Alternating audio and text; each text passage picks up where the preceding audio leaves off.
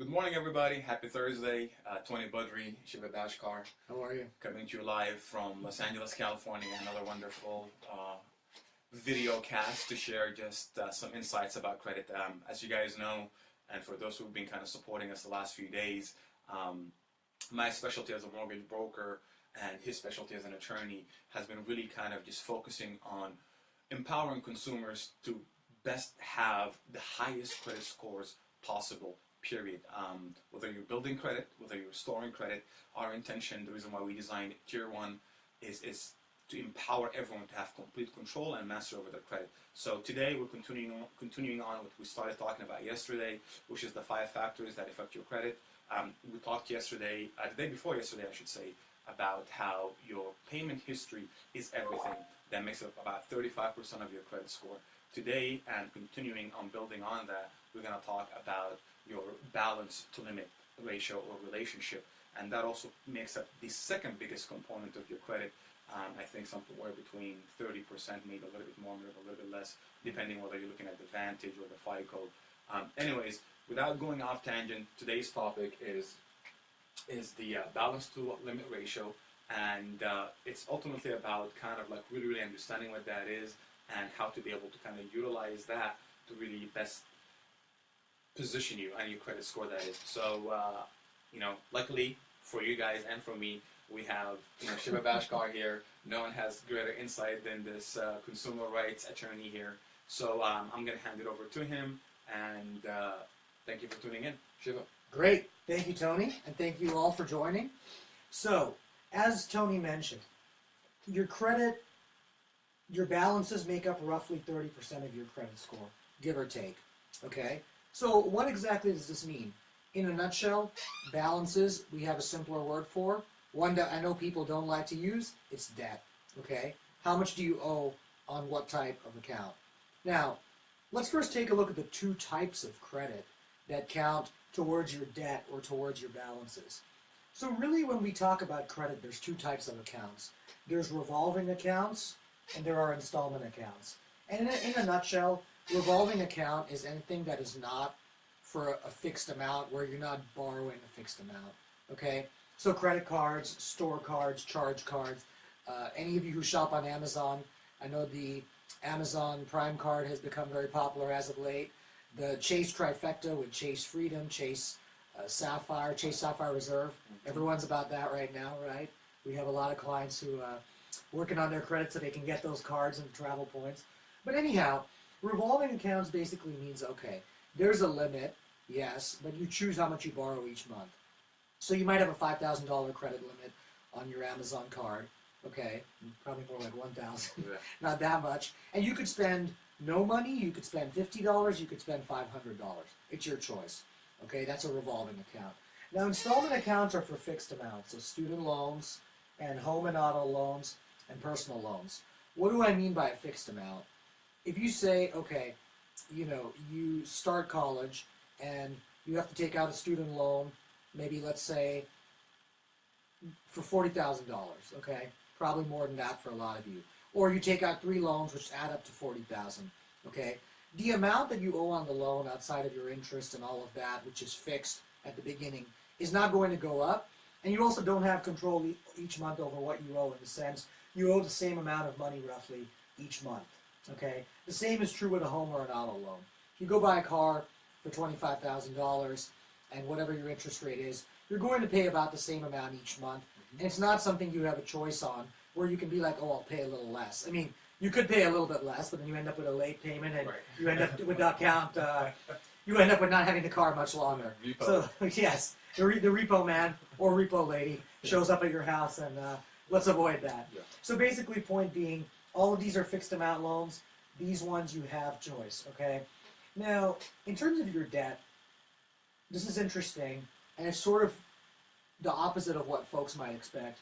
In many respects, your revolving loans actually count for more of your debt score up here, the 30%, than do to your installment loans. Why? Mainly because you, like I said, you have control over how much you spend on these accounts and how much you pay each month. You could just pay the minimum, you could pay the balance off, you could do somewhere in between, which is what we would recommend, and how much you spend is the same thing. So let's focus on what's a good amount of revolving debt. Any credit card that you have, or store card, or anything of that nature, you should always try to keep your utilization. That's how. What do we mean? Let's go back to that Amazon card with the $1,000 limit. At any given time, particularly close to when your statement cuts, and certainly when your statement arrives, you should try to make sure that whenever you pay your statement, you have no more than $300 of debt or amount on the statement, okay? So let's say that you spend $600 that month. Try to pay enough of your debt, enough on that card down for that month so that you don't have more than $300 when that part is done, okay? If you go above that 300, above 30%, your credit score will drop, okay? And when you go higher and higher, particularly past what, 75 maybe, 75%. then you run into the risk of having your credit limit reduced, meaning this $1,000 could go down to 700 or 800, which means your credit score will drop even more because your balance is higher and your limit is lower.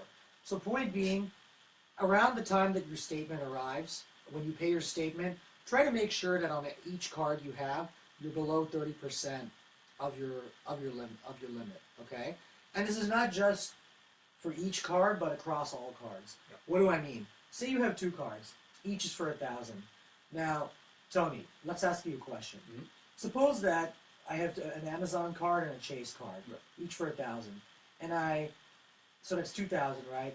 So let's say that I have $500 on one card, on the Chase card, and no balance on the Amazon card, okay? Or, yeah, 500. Is that a good thing, or is that going to ding my score? Well, as far as the Chase carrying above, 50% utilization might be dinging you a little bit.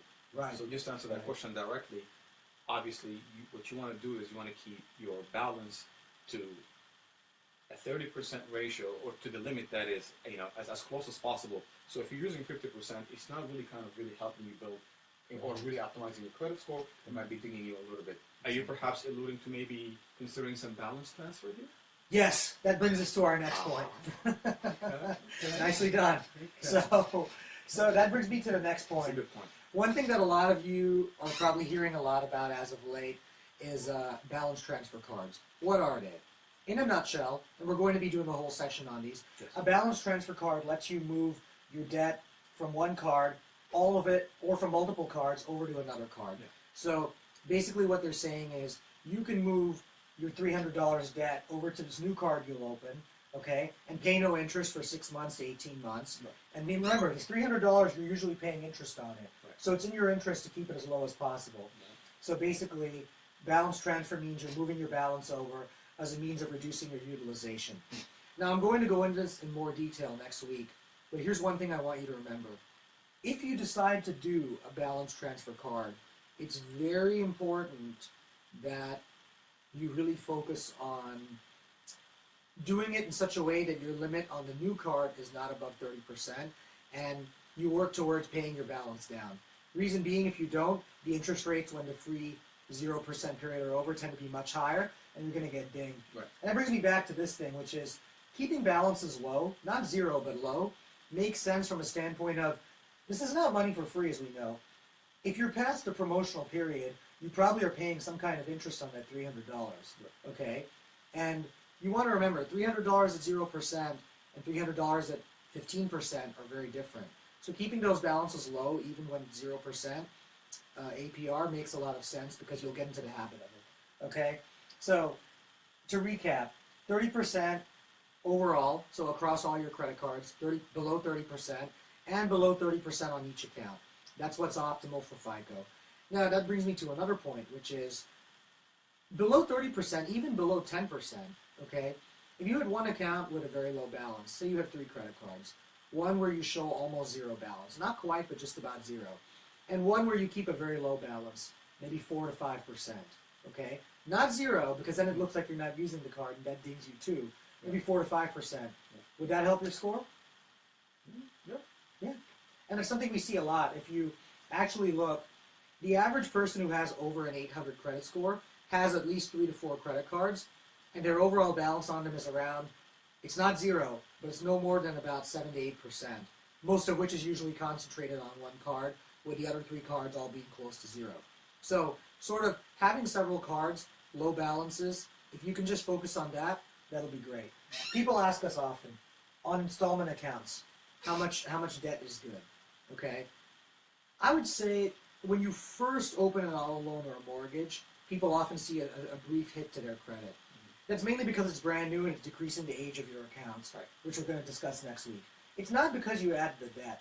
What I would say is, with auto loans, with mortgage loans, as long as you are always making on-time payments and what you're borrowing for does not get out of hand vis-a-vis your income, okay? As long as you're doing that, it really is not going to ding you much.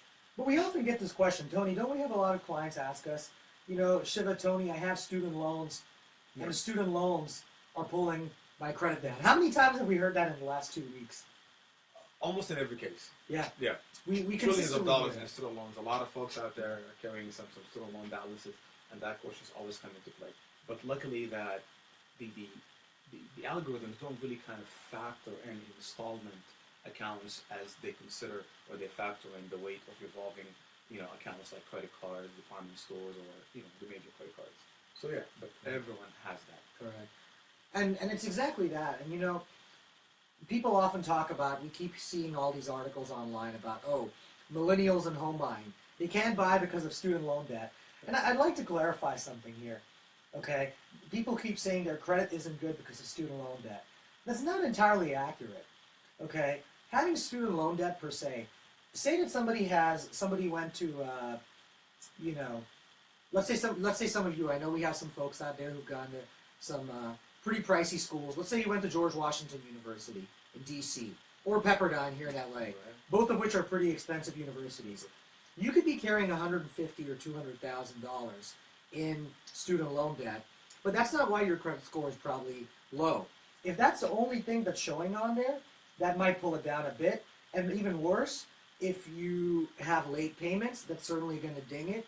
If you're in forbearance, that could potentially hurt it.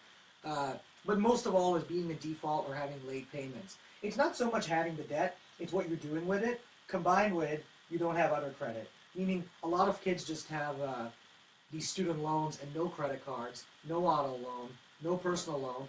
They don't have a good mix of credit, and occasionally they make late payments on a student loan. If you're doing that, then yes, your credit will be low. But student loans per se do not mean bad credit. A student loan, okay, or an auto loan if you just bought a car, combined with a couple credit cards that are being kept at the right balances and with excellent payment history and the potential to have this increased. We're going to talk about credit limit increases in another session.